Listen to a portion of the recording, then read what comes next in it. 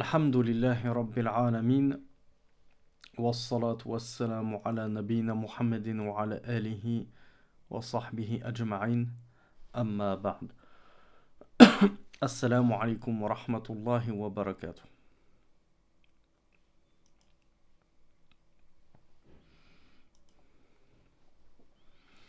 Donc on poursuit notre série de cours sur l'invocation qui n'est pas à rejeter.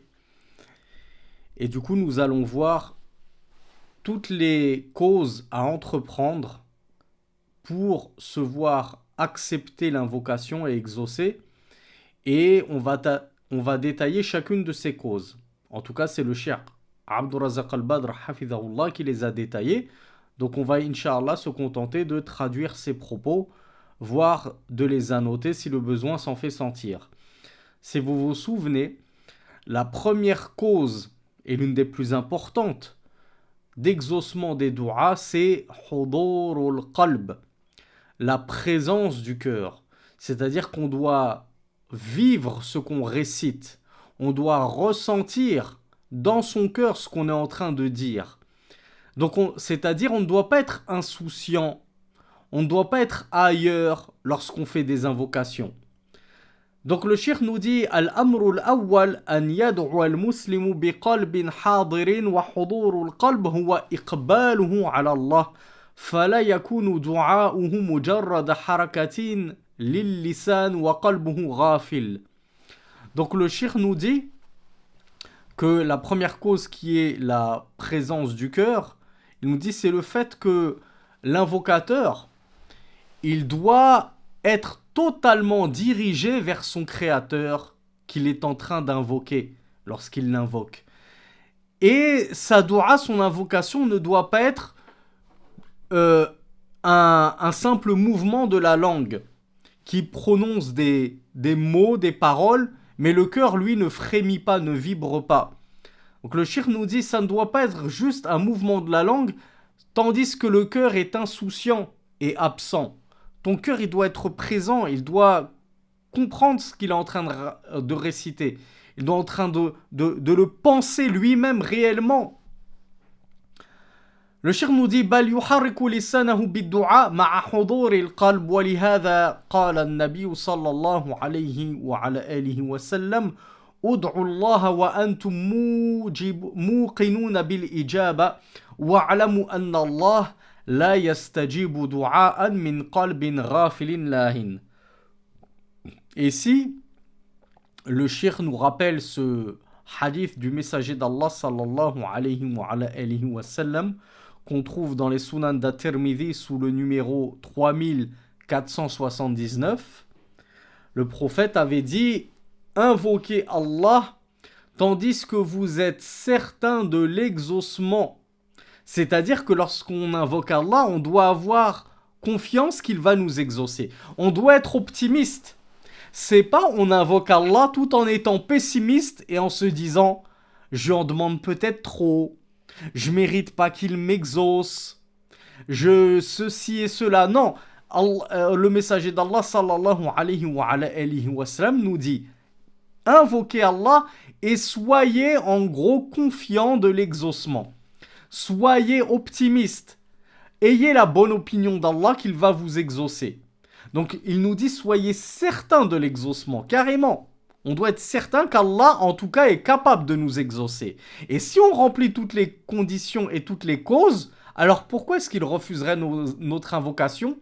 Alors que comme on l'a vu dans le cours précédent, c'est lui-même qui nous a dit invoquez-moi, je vous exaucerai. Et Allah ne manque pas à sa promesse. Mais seulement, encore faut-il nous y mettre du nôtre. Donc, parmi la première chose qu'on peut faire pour y mettre du nôtre, ben déjà, être concentré dans notre invocation.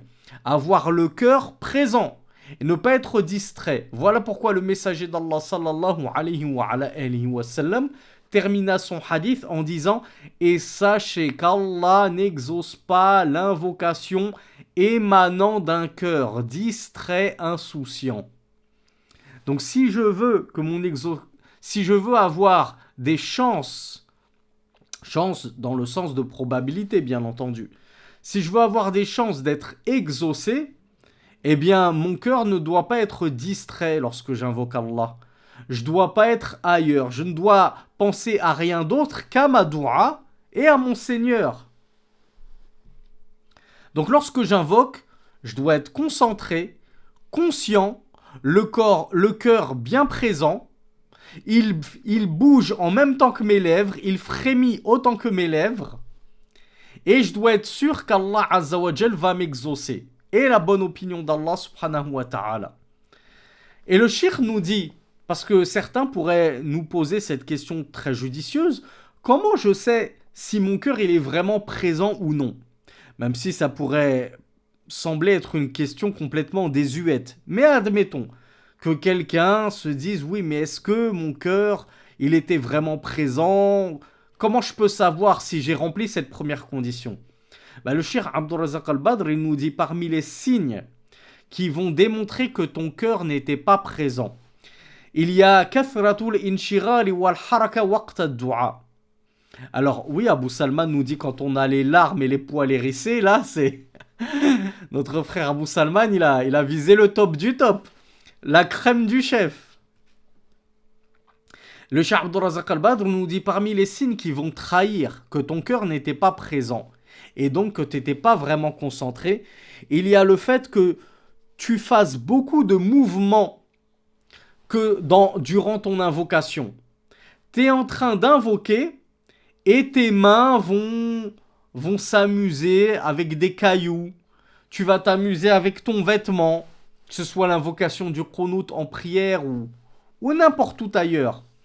Dès que tu vas commencer à te distraire, en l'occurrence par ton corps, en faisant des gestes, en remuant, en gesticulant, etc., pendant que tu es en train d'invoquer Allah, ça c'est un très mauvais signe.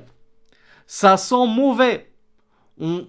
Lorsque toi tu vas voir une personne en train d'invoquer Allah et tu la vois en train de jouer avec sa chachia, en train de jouer avec sa barbe, en train de jouer avec sa montre, en train de jouer avec des cailloux par terre, etc., tu te dis, lui, il n'a pas l'air très très concentré quand il invoque Allah. Souvenez-vous ce qu'on disait hier. Lorsque tu vas demander une augmentation à ton patron, ou que tu vas dans une entreprise pour te faire embaucher en stage, t'essayes de te mettre sur ton 31 et de faire bonne impression. Et tu vas montrer le meilleur de toi-même au directeur des ressources humaines, voire au directeur lui-même. Mais lorsque tu t'adresses à Allah, tu le fais n'importe comment, de manière frivole, de manière négligée, et tu n'y mets pas la forme, en plus du fond. Donc le Cheikh Abdul Razak al-Badr nous dit, tu vas trouver cette personne-là dont le cœur n'est pas présent. Oui, ses lèvres remuent au son de son invocation, mais sa main est en train de vaquer à la plus grande des frivolités, en train de jouer avec le sol, en train de jouer avec son vêtement, et autre que cela. Tu le vois regarder à droite, regarder à gauche, il y a quelqu'un qui passe, il le suit du regard. Il va invoquer Allah tout en regardant la télévision, tout en écoutant la radio, ou je ne sais quoi. Et tout cela trahisse la non-présence du cœur, l'absence du cœur lorsque tu as fait ton invocation. Et à votre avis, sachant que ça c'est une conférence que le cheikh a donnée en 1441, donc ça fait 6 ans. Imaginez-vous, ça fait seulement 6 ans qu'il a donné cette conférence, le cheikh. Dans la conférence, il n'avait pas mentionné cela. Et il a tenu à le rajouter à l'écrit lorsque ses élèves lui ont présenté la retranscription de sa conférence. À votre avis, quelle est la chose qui nous détourne le plus lors de nos invocations aujourd'hui? Et effectivement, nos fameux smartphones ou nos tablettes, les écrans de manière générale. Il y en a qui vont faire des douas et en même temps ils sont sur leur smartphone à scroller sur TikTok, etc. Vous pensez vraiment que ça c'est une doua qui vaut quoi que ce soit auprès d'Allah subhanahu wa ta'ala? Voilà pourquoi le cheikh nous dit que lorsque Omar ibn Abdel Aziz, rahmatullahi alayhi, avait vu un homme en train d'invoquer Allah alors que dans sa main, il avait des cailloux avec lesquels il jouait. Imaginez, juste des petits cailloux. Il était en train de jouer comme ça avec des cailloux dans sa main, cet homme-là. Omar ibn Abdel Aziz, rahmatullahi alayhi, lui a dit Ala alqayta al-hasa wa akhlasta ila Allah ad-du'a. Que n'as-tu pas jeté ces cailloux et focalisé ton invocation sur Allah? Que dire de nous qui sommes plutôt focalisés sur notre téléphone et qui jouons avec les doigts? Nous, c'est tout le contraire. C'est la doua avec laquelle on joue, on invoque Allah, on ne sait même pas ce qu'on est en train de dire en arabe, on ne le pense pas, le cœur il est absent, on joue avec le smartphone, on se laisse distraire par ceci et cela. C'est une catastrophe.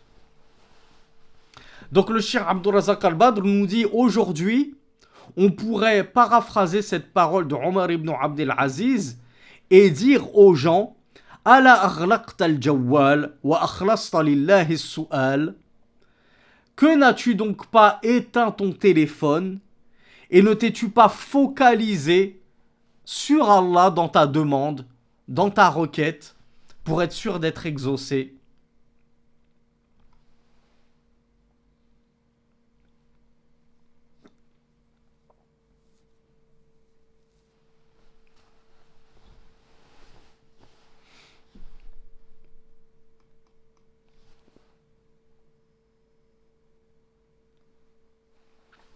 Donc bien entendu, parfois c'est pas évident d'atteindre cet état de recueillement total, de concentration, même si normalement, quiconque désire une chose se donne les moyens de l'acquérir et de faire en sorte de l'obtenir.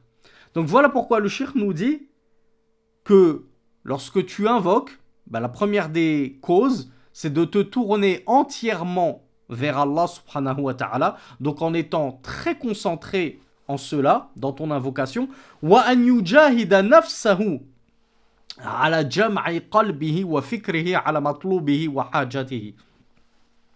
Et essaye de faire ce djihad. Vous savez ce que c'est que le djihad dans la langue arabe? Un djihad, ça veut dire faire un effort. D'où al-ijtihad des savants. Un effort de réflexion pour aboutir au jugement correct sur une question. Donc le Cheikh Abdul Razak al-Badr nous dit il convient que l'homme fasse un effort contre sa propre âme pour l'amener à se concentrer, à se focaliser sur la requête qu'elle est en train de formuler à Allah subhanahu wa ta'ala. Donc concentre-toi sur le besoin que tu es en train de formuler à Allah subhanahu wa ta'ala.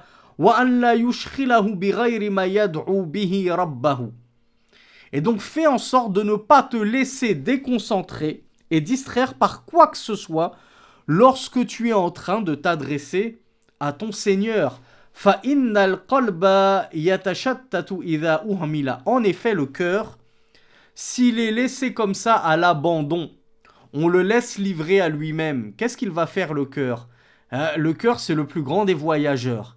Il va vadrouiller à droite, il va aller gambader à gauche, il va aller s'amuser en face, il va aller regarder en haut, il va partir loin, loin, loin dans les pensées, les souvenirs. Donc le shir nous dit en gros, il faut qu'on le dompte ce cœur, qu'on le maîtrise, qu'on le canalise lorsqu'on fait des doigts, afin qu'il ne commence pas à nous amener à droite et à gauche, très très loin dans les pensées, et à nous laisser distraire pendant qu'on est en train d'invoquer Allah subhanahu wa ta'ala. Donc ça demande de la mujahada, nous dit le shir. Ça demande un effort, une lutte contre nous-mêmes pour ne pas nous laisser aller à la distraction, à la négligence et à l'insouciance lorsqu'on est en train d'invoquer Allah subhanahu wa ta'ala. Et je pense que cette première cause, ça relève vraiment du bon sens. Qui oserait dire non, je suis pas d'accord?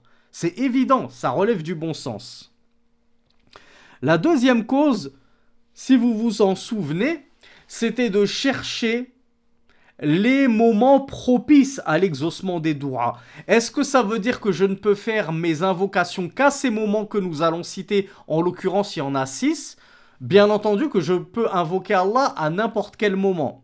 Pas aux toilettes, on ne joue pas sur les mots, il y a quelques exceptions à la règle. Mais de manière générale, tu peux l'invoquer à tout moment de la journée, Allah subhanahu wa ta'ala. Mais si tu essayes de ne pas manquer ces 6 moments de la journée ou de la semaine, comme on va le voir, eh bien tu vas maximiser tes chances d'être exaucé, tes probabilités d'être exaucé. Donc l'imam Ibn Qayyim al-Jawziyya, il en a dénombré 6. Effectivement, il y a notre ami Raoul qui mentionne la tombée de la pluie, par exemple. Sachez que l'imam Ibn Qayyim n'a pas compilé tous les moments d'exaucement des douas. Il en a mentionné 6 comme ça, et il y en a d'autres, comme par exemple la tombée de la pluie, le fait d'être en voyage. La doua du voyageur n'est pas rejetée. Mais c'est pas donné à tout le monde de voyager, d'entreprendre un voyage juste pour pouvoir placer sa doua.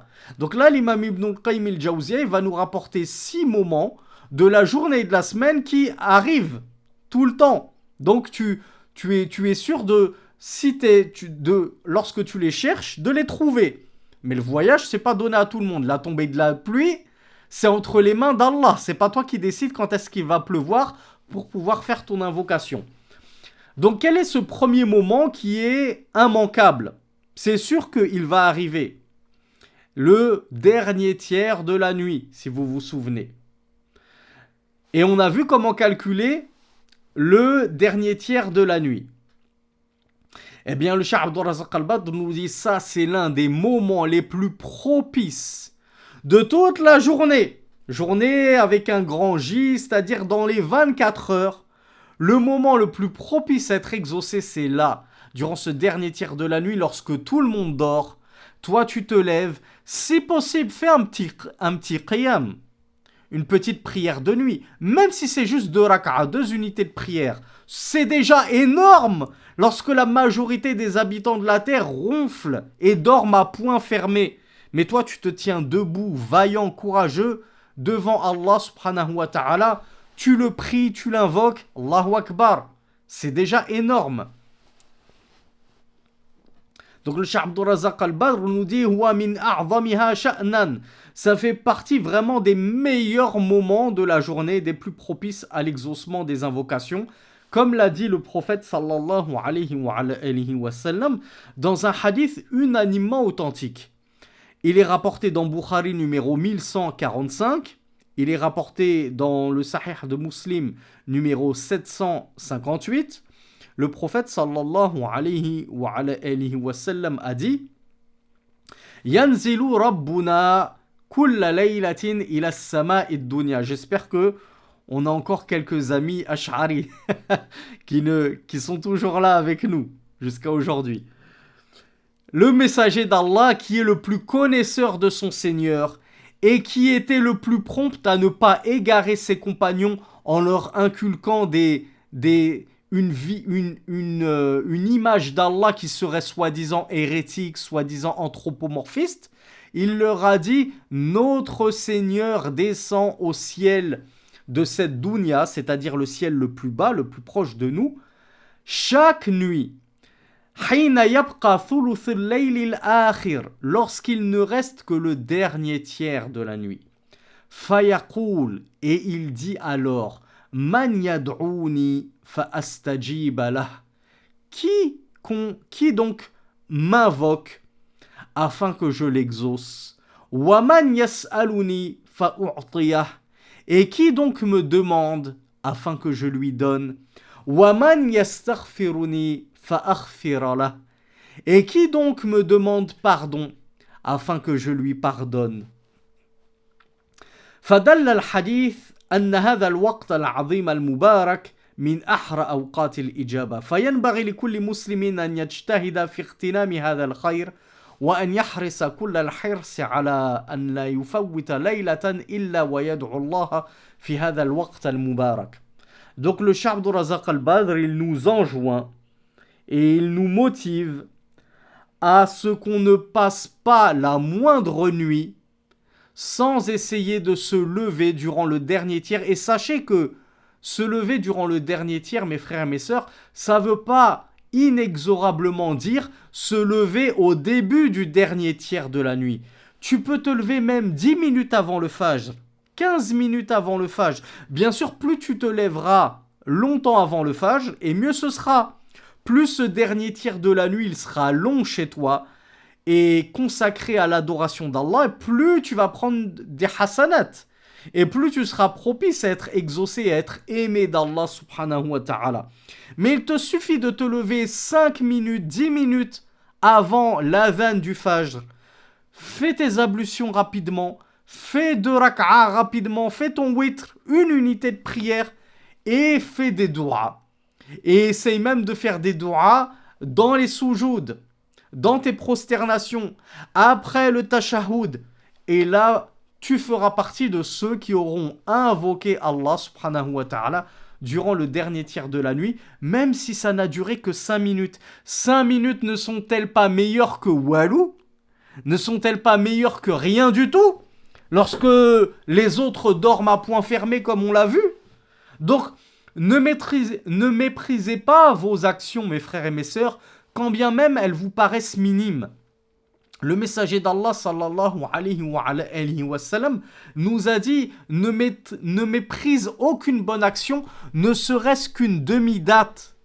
Une demi-date que tu donnes en aumône à quelqu'un qui a faim. Ne méprise pas cette chose que tu considères être insignifiante. Tu ne sais pas si ce n'est pas cette petite bonne action qui fera pencher la balance de tes bonnes actions du bon côté et en ta faveur. Donc ça, c'était le premier moment qu'il convient de ne pas laisser passer, nous dit le Cheikh Abdul Razak al-Badr. Il ne convient pas de laisser passer une seule nuit sans s'être levé un certain laps de temps durant ce dernier tiers pour invoquer Allah subhanahu wa ta'ala et prier. Deuxième moment d'exaucement propice à l'exaucement des invocations, Indal Adhan. Alors à votre avis, on est nombreux à savoir que l'un des moments d'exaucement à l'invocation, c'est entre l'adhan et l'iqama. Mais si vous vous souvenez, l'imam Ibn al-Qayyim, il a mis en deuxième moment après l'adhan et en troisième moment entre l'adhan et l'iqama. Il a séparé les deux. À votre avis, pourquoi tout de suite après l'adhan, lorsque l'adhan est fini, c'est un moment d'exaucement des invocations?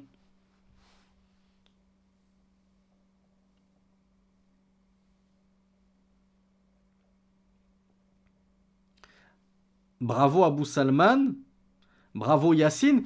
Quelle est la sunna à accomplir une fois que l'adhan est terminé?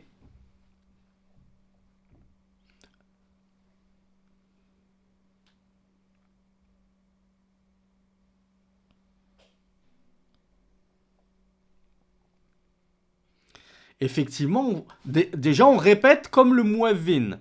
Tout ce qu'il dit, je le répète. Quand il a fini l'adhan, je prie sur le prophète sallallahu alayhi wa sallam. Et ensuite, j'invoque pour le prophète sallallahu alayhi wa sallam, notamment al-wasila. Donc c'est le prophète lui-même sallallahu alayhi wa sallam qui nous a montré que l'après-adhan, mubasharatan, directement après l'adhan, c'est un moment où il convient de faire des invocations. Voilà pourquoi le Cheikh Abdul Razak al-Badr nous dit Aï ba'd al-adhani mubasharatan. On est bien d'accord avec l'imam Ibn Qayyim al-Jawziyya. C'est bien tout de suite après l'adhan que c'est un temps propice à l'exaucement des invocations. Voilà pourquoi les meilleures invocations que le serviteur d'Allah peut faire, c'est même pas celle qu'il va faire en sa faveur à lui. C'est celle qu'il va faire à son prophète. Parce que le prophète sallallahu alayhi wa sallam, c'est à lui qu'a été donné ash-shafa'atul uzma, l'immense intercession par laquelle il intercédera pour nous, pour sa umma, pour sa communauté au jour dernier, lorsqu'il n'y aura nul autre intercesseur que lui. à qui Allah permettra d'intercéder. Lorsqu'on sera parti voir Adam, Moïse, Ibrahim, Jésus, et que tous nous auront dit Nafsi, Nafsi, moi-même, moi-même. Et le seul qui intercédera pour nous, afin qu'Allah subhanahu wa ta'ala hâte le jugement pour qu'on en finisse de cet état de difficulté dans lequel on sera plongé, c'est Muhammad sallallahu alayhi wa sallam. Voilà pourquoi les meilleures invocations que tu peux faire, ce n'est même pas pour ta propre pomme, c'est pour le prophète sallallahu alayhi wa sallam. Parce qu'au final, ça va te revenir vers toi. C'est toi qui vas en récolter les fruits bien sucrés. Parce que le prophète sallallahu alayhi wa sallam avait dit quiconque demande à Allah pour moi al-wasila, il avait expliqué que c'était un endroit au paradis qui n'est digne d'appartenir qu'à une seule créature d'Allah, un seul homme d'entre tous les hommes, et il a dit j'espère que je suis cet élu, que je suis celui-là qui aura ce wasila, cet endroit spécial au paradis. Eh bien il a dit quiconque demande pour moi al-wasila, il lui sera octroyé ma shafa'a, je pourrai intercéder en sa faveur au jour dernier. Donc le Cheikh Abdurrazaq al-Badr, hafizahullah, il nous dit que l'après-adhan, tout de suite après l'adhan, c'est un moment propice à l'exaucement des doigts.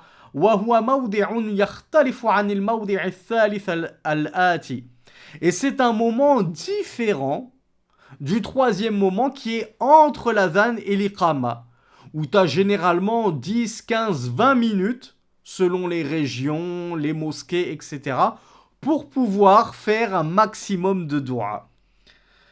Le cheikh nous dit فإن النصوص دلت على أن من استمع إلى الأذان وردد خلف المؤذن ثم دعا بعد ذلك مباشرة فإن دعاءه مستجاب. En effet, le cheikh Abdurrazaq al-Badr hafizahullah nous dit que de nombreux textes, des hadiths prophétiques notamment, indiquent que celui qui va écouter l'adhan, il va écouter l'appel à la prière, il va le répéter derrière le muezzin, puis qu'il va invoquer directement après l'adhan, eh bien son invocation sera exaucée. En effet, on trouve par exemple dans un hadith rapporté par Abu Daoud dans ses Sunan, sous le numéro 524, qu'un homme dit au prophète sallallahu alayhi wa sallam Ya Rasulallah, inna al-mu'adhinina yafdulunana, yani sabaquna bil fadl. فقال النبي صلى الله عليه وعلى آله وسلم قل كما يقولون فإذا انتهيت فسل تعطه.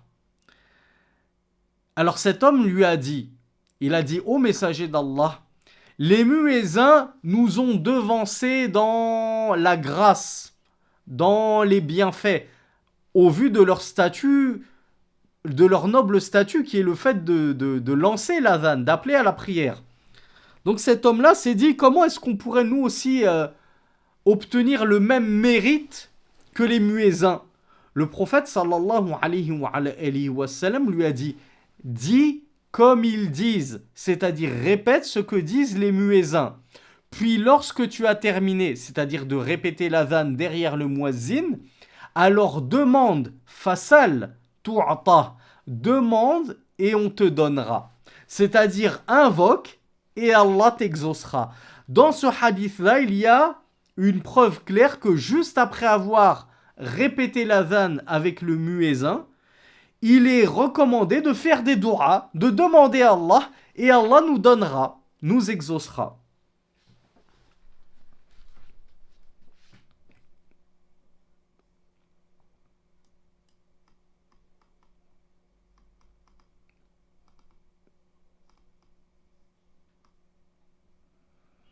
Donc le Cheikh Abdurrazaq al-Badr nous dit, il est recommandé lorsqu'on entend l'adhan.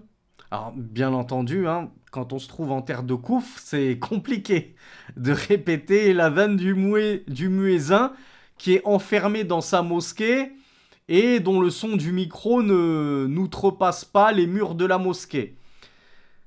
Mais pour ceux qui ont la possibilité de pouvoir répéter derrière le muezzin, l'adhan, eh bien qu'ils le fassent, qu'ils répètent comme il a dit, puis qu'ils fassent suivre cela d'une prière sur le prophète sallallahu alayhi wa sallam. Donc après l'adhan, je prie sur le prophète, comme je prie sur lui en prière. Allahumma salli ala Muhammad wa ala ali Muhammad kama sallaita ila akhir ad-du'a. Et puis il va demander pour le prophète sallallahu alayhi wa sallam al-wasila wal-fadila dans une dua qui est connue, que vous retrouverez dans la citadelle du musulman. ينبغي له أن لا يقف بل يتبع ذلك بالدعاء بما أحب. Eh bien, le Cheikh Abdul Razak al-Badr nous dit, une fois que tu as fait tout cela, il convient que tu ne t'arrêtes pas à ça. J'ai prié sur le prophète, j'ai demandé pour lui al-wasila ou al-fadila, et puis ça y est, je m'arrête. Non, le Cheikh nous dit, continue, fais des du'as pour toi cette fois-ci. Invoque pour toi, pour ce que tu aimes, car c'est certain temps privilégié pour invoquer et dont on escompte et on a bon espoir que nos du'as à ce moment-là soient exaucés. Et donc, la transition est toute trouvée. Quel est le troisième temps également privilégié pour l'exaucement des invocations? Entre l'adhan et l'iqama. Oui, on a tout ce laps de temps pour pouvoir faire plein d'invocations.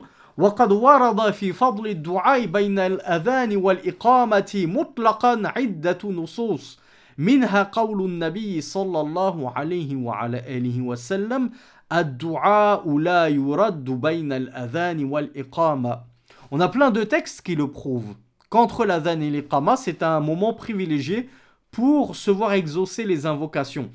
Comme dans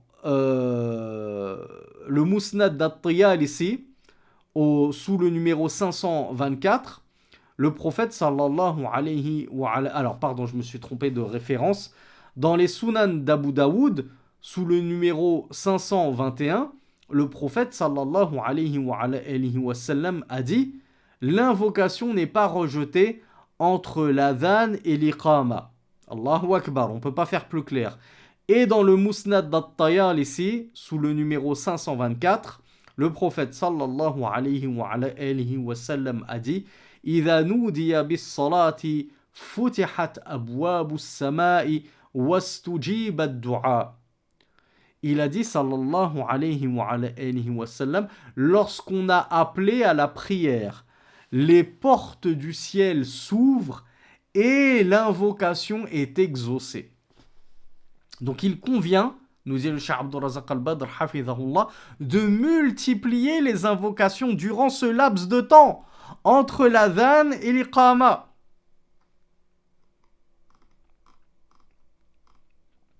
Quatrième moment, adbaru salawat al-maktuba, à la fin des prières prescrites. Alors, deux questions. Qu'est-ce que les prières prescrites? Et qu'est-ce que la fin des prières? C'est quoi qui est voulu par là? À quel moment est-ce que je peux... Il est recommandé que je fasse des invocations. Alors bravo, vous êtes très nombreux à le savoir. Déjà, as-salawatul maktubat, les prières prescrites, ce sont les 5 prières quotidiennes. Al-Fajr, al-Dhuhr, al-Asr, al-Maghrib, al-Aisha. Et ça veut dire quoi, adbaruha, à la fin de ces prières-là? Est-ce que c'est le fait de faire comme on voit quasiment tout le monde faire, que lorsque on fait le salam, assalamu alaikum, ah, ça et tout le monde lève les mains et on fait des du'as en plus à voix haute? Malheureusement, dans certains pays ou dans certaines cultures, il y a même l'imam qui se permet de faire des du'as à voix haute avec son micro. Il gêne tout le monde. Il gêne ceux qui sont arrivés un petit peu en retard et qui ont des unités de prière à rattraper. Il gêne ceux qui ont envie de faire des adhkar ou salawat. C'est-à-dire, avant même de faire des du'as, des invocations, il y a des évocations, des adhkar, des rappels. Non, cet imam, il s'en fiche. Il ne pense qu'à lui-même et à ses petites bid'as. et à ces petites innovations. Et en plus, quand les fidèles, malheureusement, voient leur chef dans l'innovation, ils le suivent généralement la tête la première. Ils ne se posent pas de questions. Si l'imam il le fait, c'est que c'est une sunna, c'est qu'il faut le faire. Donc tout le monde va se mettre à lire les invocations en même temps que l'imam, à voix haute, et il gêne tout le monde. Mais c'est pas du tout à ce moment-là qu'il faut invoquer. Le shir nous dit ay qabla salam. En réalité, l'invocation à faire après ou à la fin de la prière, c'est-à-dire durant la partie finale de la prière, mais avant le taslim, avant les salutations finales. Donc je suis toujours en prière. Je suis notamment assis. J'ai fait mon tashahoud et je suis toujours dans cette position-là. Une fois que j'ai fini de réciter mon tashahoud et les salutations abrahamiques, as-salawatul ibrahimiyya, là je peux faire effectivement des douas. Et là c'est un temps effectivement propice à l'exaucement des douas, nous dit le Cheikh Abdourazaq al-Badr, hafidhahullah. À votre avis, pourquoi ce serait un temps propice à l'exaucement des douas entre le tashahoud et la salutation finale? Dans quel état je me trouve? Alors bravo Yacine qui me dit encore une fois on prie sur le prophète. Donc on a prié sur le prophète effectivement puisque c'est les salawat al-ibrahimiyya. Donc juste après mon tashahoud, je prie sur le prophète sallallahu alayhi wa ala alihi wa sallam. Nesrine nous dit on est en état d'ablution, ce qui est vrai et on le verra. Donc je suis en état d'ablution. Comme nous dit Raoul, on est dans une grande adoration. Je suis en pleine prière. Elle n'est toujours pas terminée, ma prière. Je viens de prier sur le prophète sallallahu alayhi wa sallam. Bravo Cayenne. On est en même temps orienté vers la Qibla. Comme on l'a vu dans le cours d'hier. Regardez déjà, juste ce moment-là, il réunit à lui seul plein de causes qui facilitent l'exaucement des invocations.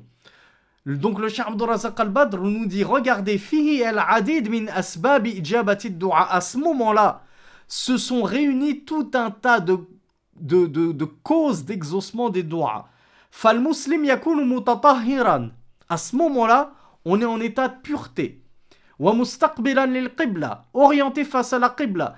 Wa yukabbiru Allah wa yu'azzimuhu.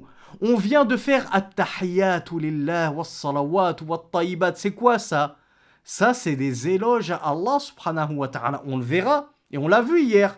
L'imam Ibn Qayyim nous a dit parmi les causes d'exaucement des doigts, le fait d'éloger Allah, de magnifier sa gloire et sa grandeur. Mais là, on vient de le faire. At-tahiyyatu lillah, was-salawat, wat-tayyibat. Donc, on a magnifié notre Seigneur. Wa... Thumma... Où j'en suis? Durant toute cette prière, d'ailleurs toute cette prière, nous dit le shir, c'était une magnification du Seigneur et une proclamation de sa grandeur. On a fait des recours durant cette prière, on s'est humilié pour lui. Souvenez-vous, le fait d'invoquer Allah avec humilité. Quand je suis en plein recours, en pleine raka'a, en pleine inclinaison, quand je suis le front posé par terre en toute humilité devant Allah, lorsque les koufars s'enorgueillissent et ils se moquent de nous, on dirait des chiens qui se mettent à quatre pattes 5 fois par jour. Oui, on est fiers de se mettre à quatre pattes, même plus de 5 fois par jour. Alhamdoulilah, on essaye même de se retrouver dans cet état-là, d'humilité pour notre Seigneur, bien plus que 5 fois par jour. Même en pleine nuit, pendant que vous ronflez. Et c'est une fierté pour nous de nous humilier devant notre Seigneur et notre Créateur. Donc, après avoir fait tout ça, vous pensez qu'on n'est pas dans le meilleur état pour pouvoir placer et glisser une petite doua?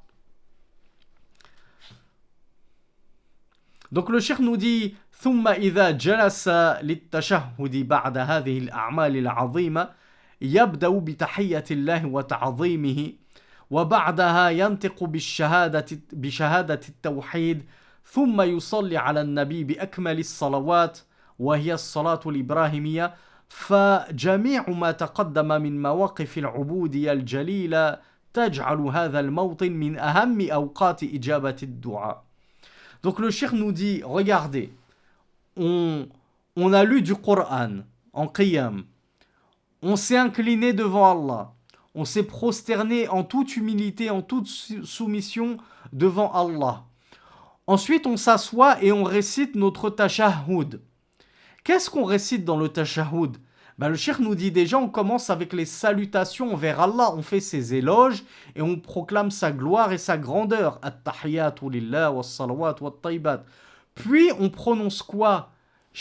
Kalimatut tawhid. Vous connaissez une parole plus lourde sur la balance que Kalimatut tawhid, la parole d'unicité, la parole du monothéisme.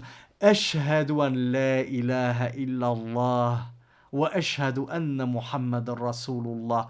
T'as prononcé la plus belle parole qui existe dans les cieux et sur la terre. Et après, qu'est-ce que tu fais après cette parole magnifique? Tu pries sur le prophète sallallahu alayhi wa sallam. Et le cheikh nous dit de la meilleure manière qui soit. Parce que la meilleure façon de prier sur le prophète sallallahu alayhi wa sallam, c'est pas juste de dire alayhi salatu wa sallam, comme le font certains. C'est bien, hein?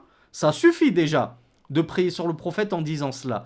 Mais la prière la plus complète, c'est de dire Allahumma salli ala Muhammad wa ala ali Muhammad kama sallaita ala Ibrahim wa ala ali Ibrahim innaka hamidun majid. Allahumma barik ala Muhammad wa ala ali Muhammad kama barakta ala Ibrahim wa ala ali Ibrahim innaka hamidun majid. Il y a une prière sur le prophète plus parfaite que celle-ci? Non.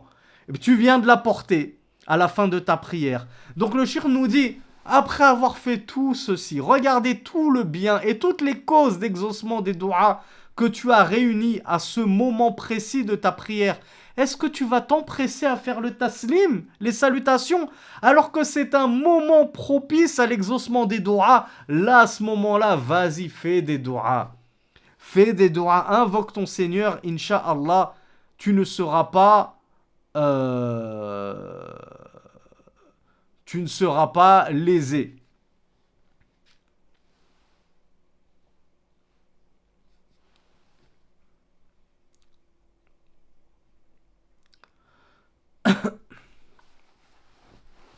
Il y en a beaucoup qui me demandent, oui, mais nous, notre imam, il va trop vite, etc. Je vous l'ai dit, mes frères et mes sœurs, on va essayer de faire plus que nos 5 salawats.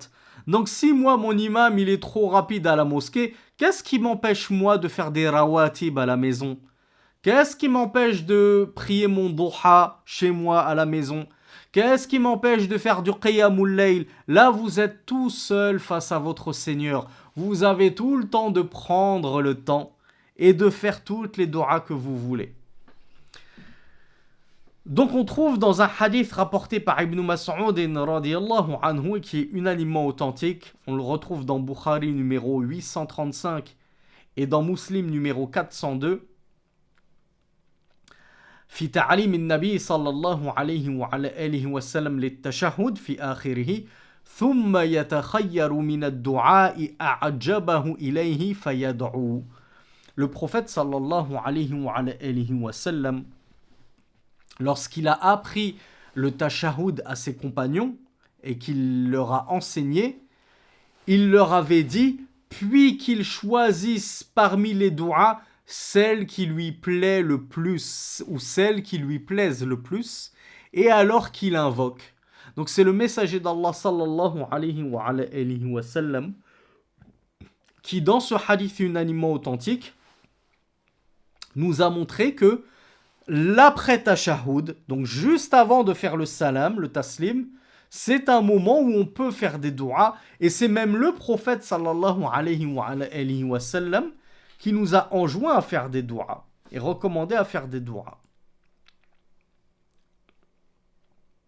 Alors l'imam Ibn Qayyim al-Jawziyya ne l'a pas évoqué, c'est étonnant, mais l'un des moments les plus propices à l'exaucement des du'as, c'est bien entendu en soujoud également, en prosternation, lorsque tu es prosterné face à ton Seigneur.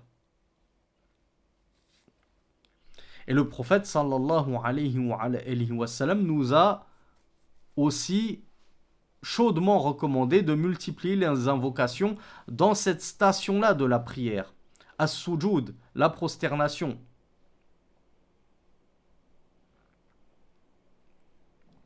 Alors, Dhun Nurayn, bien sûr que si, qu'on peut invoquer après le tashahhud dans une prière surérogatoire, encore heureux.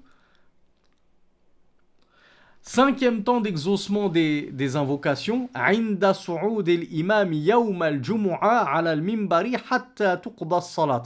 Vous voyez, encore une fois, c'est que des temps que je peux réaliser au quotidien ou de façon hebdomadaire. Contrairement au voyage ou à la tombée de la nuit, la pluie, qui d'ailleurs tombe en ce moment chez moi. Allahumma sayyiban nafi'an.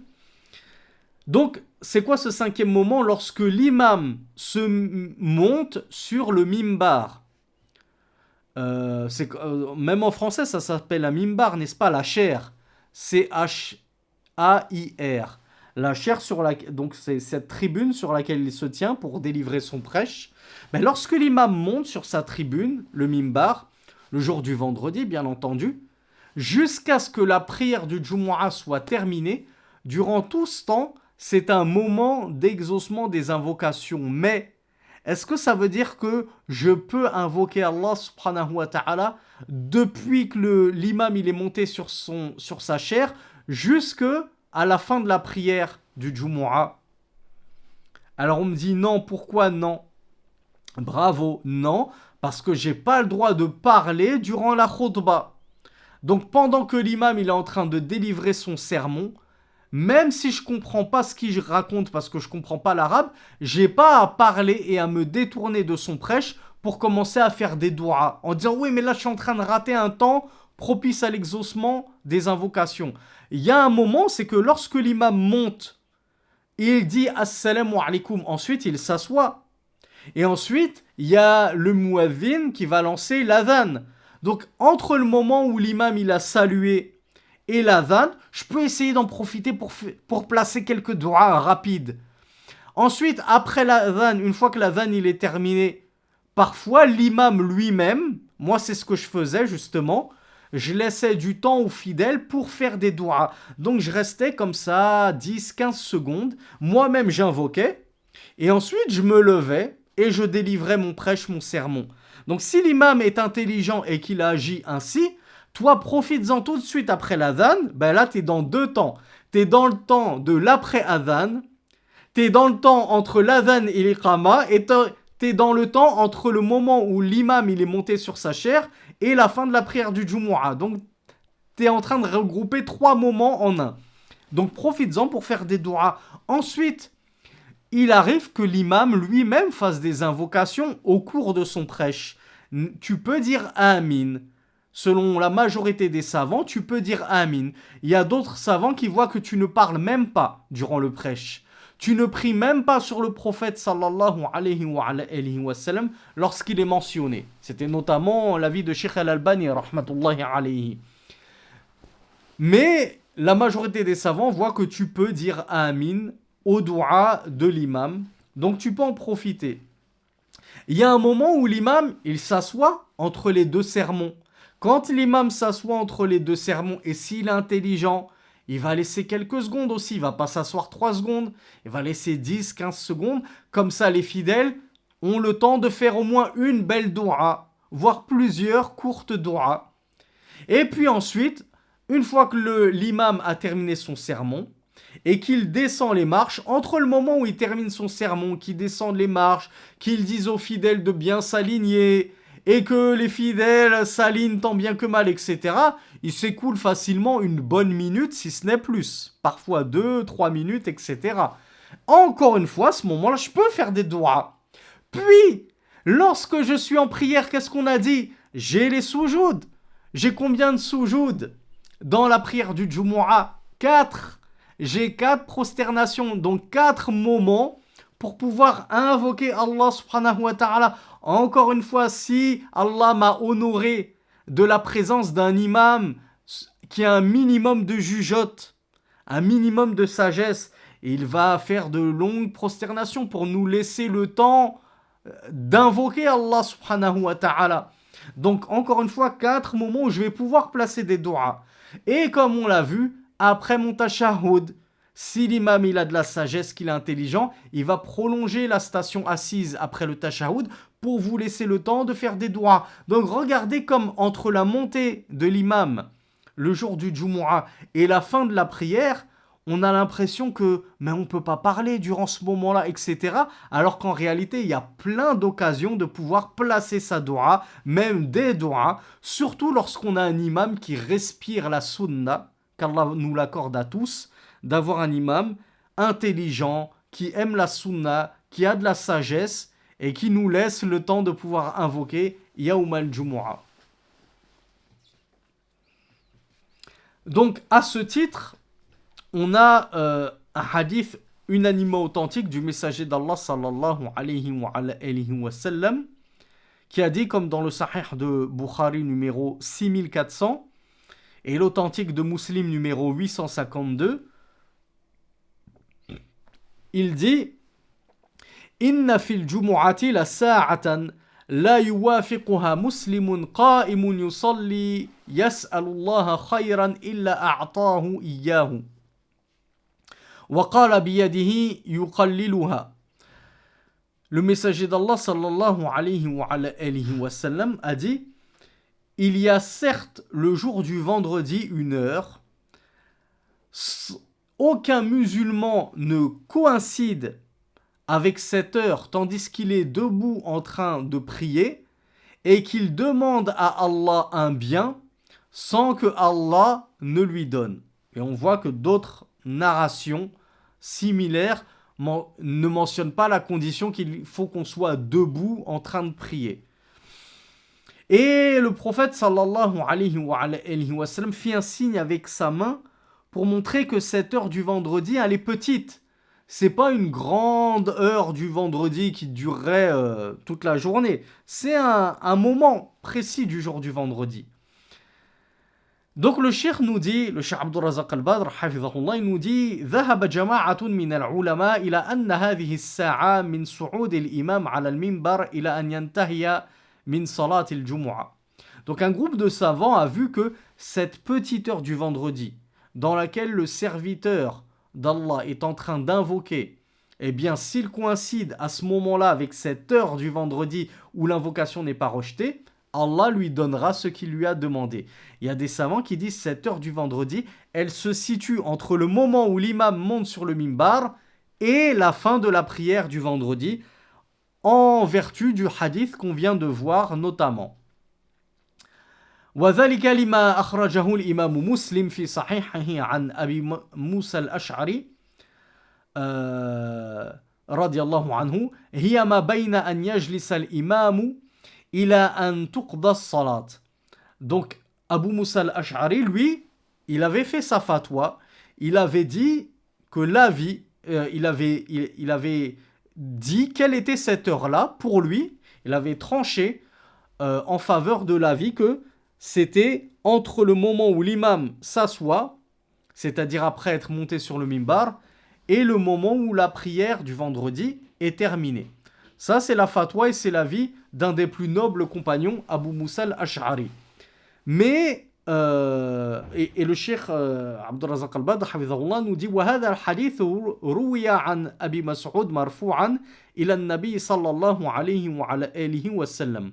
Et cette parole d'Abu Musa al-Ash'ari, elle a même été, dans certaines versions, attribuée directement au prophète sallallahu alayhi wa sallam. Mais pour ceux qui ont un petit peu de science de mustalahul hadith, quand vous entendez ruwiya, bisirat tamrid, donc c'est-à-dire à la forme, comment on appelle ça en français, c'est le mabni lil majhoul, à la forme passive, merci, ça connote une imperfection dans le sanad, une certaine défaillance du hadith. Donc il aurait été rapporté du prophète sallallahu alayhi wa sallam que cette heure-là, dont il faisait mention dans le hadith unanimement authentique, il y a certes dans le Jumu'ah une heure où aucun musulman ne se trouve debout en train de prier et qu'il demande à ce moment-là, durant ce moment du Jumu'ah, un bien sans qu'Allah ne lui donne. Dans un hadith attribué au prophète sallallahu alayhi wa sallam et qui fait objet de débat quant à son authenticité, il aurait précisé cette heure est entre le moment où l'imam s'assoit et la fin de la prière, c'est-à-dire la fin de la prière du Jumu'ah. Et il y a une sœur qui nous pose une question judicieuse, et nous les femmes, comment on fait lorsqu'on prie à la maison? Eh bien, vous savez, lorsque votre père, lorsque votre frère, lorsque votre mari, lorsque votre fils, il part au Jumu'ah, ben vous profitez-en, faites des du'as durant tout ce moment-là. Puisque vous ne savez pas exactement quand est-ce que l'imam il va monter sur sa chaire et quand est-ce qu'il va vraiment finir la prière, faites des du'as durant tout ce moment-là. Oui, ça peut durer 2 heures, mais c'est pas grave. Ce sera pas 2 heures de perdu. Vous faites à manger, vous préparez le couscous du vendredi, vous faites des du'as durant toute la préparation du couscous. Ça ne mange pas de pain. Je ne sais pas qui ose manger son couscous avec du pain. وَرُوِيَ مَوْقُوفًا عَلَيْهِ مِنْ كَلَامِهِ. Et donc le Cheikh Abdul Razak al-Badr nous dit, mais cette précision-là, elle a été également rapportée en étant attribuée uniquement à Abu Musa al-Ash'ari. ولهذا رجح عدد من العلماء بأن ساعة الإجابة تكون في هذا الوقت. Donc en vertu de cette divergence, est-ce que ce deuxième hadith-là, cette parole d'Abu Musa al-Ash'ari, est-ce qu'elle est imputable directement au prophète ou non? Ben, on a des savants qui, puisqu'ils l'ont attribué, ils ont authentifié que ça remontait directement au prophète, sallallahu alayhi wa sallam. Pour eux, il n'y a plus matière à diverger. C'est 7 heures du vendredi qui étaient visées par le hadith, le premier hadith que nous venons de lire. فينبغي للمسلم أن يحرص على التأمين عند دعاء الخطيب. Donc le Cheikh Abdul Razak al-Badr nous dit, il convient donc que le musulman se hâte à faire le ta'min sur les invocations de son khatib, de son imam qui prêche. C'est quoi le ta'min? C'est le fait de dire amin lorsque l'imam fait ses du'as durant son sermon, que ce soit en plein milieu du sermon, ou à la fin de son premier sermon, ou à la fin du deuxième sermon. وأن يعتني كذلك بالدعاء في صلاة الجمعة كثيرا, et qu'il se préoccupe de faire beaucoup d'invocations dans sa prière du Jumu'ah, comme je vous l'ai dit tout à l'heure. لأنه تقدم أن فضيلة هذه الساعة تمتد إلى أن تقضى الصلاة. Car on l'a vu, cette heure d'exaucement des invocations, elle dure jusqu'à la fin de la prière. Donc toi, jusqu'à l'après tashahhud, multiplie les du'as. Peut-être que tu vas coïncider avec ce moment où Allah Azza wa Jal ne rejette pas l'invocation durant ce jour du vendredi. La siyama hal as-sujud. Et qui plus est lorsque tu te trouves en prosternation. Voilà pourquoi je vous disais la version où le prophète sallallahu alayhi wa sallam précise wa huwa qa'imun yusalli, tandis qu'il est debout en train de prier. Faut pas le considérer comme un qaïd, comme une restriction au hadith. C'est-à-dire qu'il n'y a que lorsqu'il est debout en prière qu'il peut invoquer. Non. Voilà pourquoi le Cheikh Abdul Razak al-Badr nous dit d'autant plus lorsque tu es en prosternation. Fais beaucoup d'invocations lorsque tu es prosterné durant ta prière du Jumu'ah. Parce que le prophète sallallahu alayhi wa sallam a dit, comme rapporté dans l'authentique de Muslim sous le numéro 482, أقرب ما يكون العبد من ربه وهو ساجد فأكثر الدعاء. Le moment où le serviteur est le plus proche de son Seigneur est la prosternation. Alors multipliez l'invocation, c'est-à-dire multipliez-y dans vos prosternations l'invocation. وكذلك يجتهد في الدعاء بعد التشهد وقبل أن يسلم الإمام. Et de la même façon, fais des efforts pour essayer de placer un maximum d'invocations après le tashahhud, c'est-à-dire juste avant que l'imam ne fasse son salam, une fois que tu as terminé ton tashahhud, dans la prière du vendredi. فَإِنَّهُ مِنْ مَوَاطِنِ إِجَابَةِ الدُّعَاءِ كَمَا تَقَدَّمَ. On a vu que c'était un moment d'exaucement des invocations. Et enfin, donc je m'excuse si j'ai dépassé l'heure de cours, on termine juste le 6e moment d'exaucement des invocations. آخر ساعة بعد العصر. يعني الساعة الأخيرة بعد العصر إلى أن تغرب الشمس من يوم الجمعة. L'imam Ibn Qayyim al-Jawziyya rahmatullahi alayhi nous disait, Et le 6e moment d'exaucement des invocations, c'est lors de la dernière heure après le Asr, c'est-à-dire la dernière heure du jour du Jumu'ah. Parce qu'une fois que vient le Maghrib, c'est plus le jour du Jumu'ah, c'est quoi? Une fois que j'entends l'adhan du Maghrib, je suis dans quoi? Bravo, je suis dans Laylatus Sabt. Je suis dans la nuit du samedi. Parce que nous, les musulmans, nous comptons la nuit avant le jour. La nuit, chez nous, précède le jour. Donc, à l'heure du Maghrib, du jour du vendredi, je bascule vers la nuit de samedi. Donc, je suis plus vendredi en réalité. Donc, durant la dernière heure qui se situe entre le Asr et le Maghrib du jour du vendredi, l'imam Ibn Qayyim al-Jawziyya nous dit c'est le 6e moment propice à l'exaucement des invocations. Et en effet, cela remonte directement au prophète sallallahu alayhi wa sallam dans un hadith authentifié par Sheikh al-Albani rahmatullahi alayhi. Donc ne pensez pas qu'il n'y a que la première version qu'on a vue tout à l'heure, vous allez comprendre pourquoi je dis ça, et qui se trouve dans les Sunan d'Abi Daoud sous le numéro 1048. Le prophète sallallahu alayhi wa sallam a dit Yawmul Jumu'ati Thinta Ashrata Sa'a. Le jour du vendredi est de 12 heures. 12 heures de jour, 12 heures de nuit en gros. La yujadu muslimun yas'alullaha shay'an illa atahu Allah. Il n'y a pas un musulman qui demande à Allah une chose sans que Allah ne lui donne. Faltamisuha akhira sa'atin ba'da al-'asr. Et alors le prophète sallallahu alayhi wa sallam termina en disant cherchez-la donc, c'est-à-dire cherchez cette fameuse heure du vendredi où le serviteur va demander à son Seigneur et son Seigneur va l'exaucer. Il nous a dit cherchez-la durant la dernière heure après l'Asr. D'où le fait que certains savants ont considéré que cette fameuse heure, ce fameux laps de temps du jour du vendredi, durant lequel l'invocation n'était pas rejetée, c'était pas entre le moment où l'imam monte sur le mimbar et la fin de la prière, mais c'était la dernière heure du vendredi. Et c'est-à-dire la dernière heure avant le Maghrib, donc entre l'Asr et le Maghrib. Et ça, ce sont les deux grands avis qui existent. Du coup, comme nous ont incité à le faire nos savants, on va maximiser les chances et mettre toutes les chances de notre côté. Je rappelle, hein, pour ceux pour qui le mot chance fait frissonner les oreilles, la chance, c'est pas toujours d'un synonyme de, comment on appelle ça, de loterie. La chance, c'est aussi synonyme de probabilité. Donc nous, quand on parle de chance, en islam, on parle, ce qui est voulu, c'est les probabilités.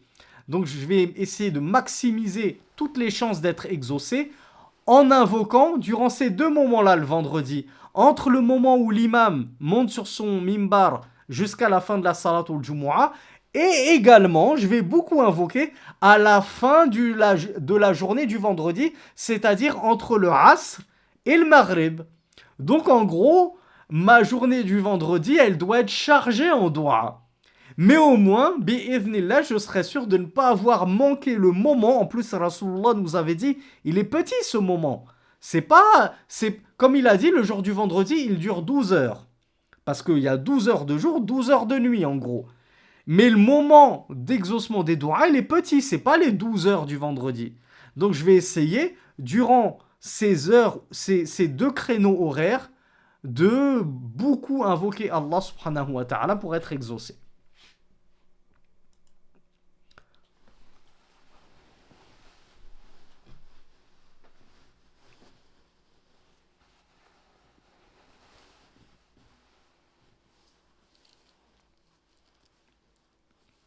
Donc on a terminé nos deux premières causes propices à l'exaucement des invocations.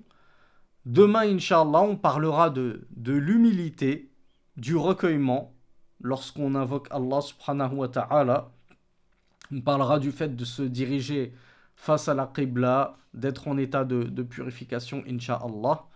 Donc je vous donne rendez-vous à demain, 20h30, bi'idhnillah. sauf petit retard de ma part, vous m'excuserez. Jazakumullahu khayran wa barakallahu fikum. Wassalamu alaikum wa rahmatullahi wa barakatuh. Subhanakallahumma wa bihamdik. Ashhadu an la ilaha illa ant. Astaghfiruka wa atubu ilayk. والصلاة والسلام على نبينا محمد وآخر دعوانا أن الحمد لله رب العالمين.